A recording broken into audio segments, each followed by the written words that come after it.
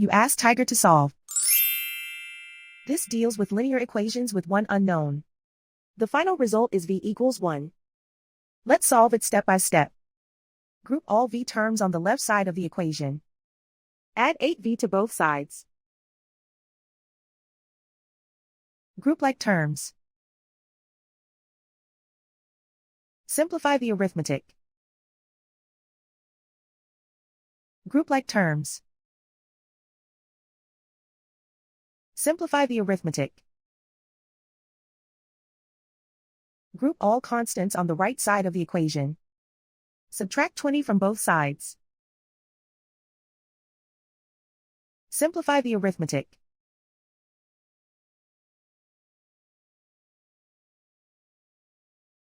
Isolate the v. Divide both sides by 20. Simplify the fraction.